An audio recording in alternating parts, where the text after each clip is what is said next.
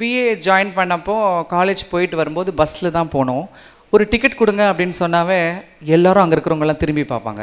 என்னடா இது, இந்த வாய்ஸ் இன்னும் டிஃப்ரெண்ட்டாக இருக்குது, ஒரு ஆணும் பெண்ணும் கலந்த வாய்ஸாக இருக்குது அப்படின்னு அந்த பார்ப்பாங்க இல்லையா, அந்த பார்வை ஒரு கணத்தை கொடுக்குங்க. எனக்கு ரொம்ப கஷ்டமாக இருக்கும். ஏன் இவங்க டிஃப்ரெண்ட்டாக பார்ப்பாங்க? நிறைய நாள் நான் நடிச்சிருக்கேன். நான் ஒரு ஆம்பளை மாதிரி கேட்கணும், சார் ஒரு டிக்கெட் கொடுங்க சார் அப்படின்னு நிறைய முயற்சி பண்ணியிருக்கேன். ஆனால் அந்த முயற்சிகள் எல்லாத்துலேயுமே நான் தோற்று தான் போயிருக்கேன். எதுலேயுமே நான் ஜெயிக்கவே இல்லை. ஆனால் என்னால் ஒன்று செய்ய முடிஞ்சது. என்னென்னு பார்த்தீங்கன்னா, நீ என்னுடைய வாய்ஸை நான் டிக்கெட் கொடுக்கும்போது ஏளனமாக பார்த்தேன், ஆனால் என்னுடைய வாய்ஸை கேட்டு நீ என்னை திரும்பி பார்ப்ப வைப்பேன்னு சொல்லிட்டு ஒரு அனௌன்ஸ்மெண்ட் வந்துச்சு நியூஸ் பேப்பரில். ஆல் இண்டியா ரேடியோவில் அனௌன்ஸருக்கு ஆள் எடுக்கிறாங்கன்னு சொல்லிட்டு அதை அப்ளை பண்ணி எக்ஸாம் கிளியர் பண்ணி இன்டர்வியூ வாய்ஸ் டெஸ்ட் எல்லாத்துலையும் செலக்ட் ஆகிட்டேன், அனௌன்ஸராக ஆகிட்டேன். அப்போது அந்த பஸ்ஸில் என்ன நிறைய பேர் ஏளனமாக கேட்ட அந்த வாய்ஸை கொஞ்ச காலங்களில் என்னங்க உங்கள் வாய்ஸில் ஏதோ ஒரு வசீகரம் இருக்குது அப்படின்னு சொல்ல ஆரம்பித்தாங்க.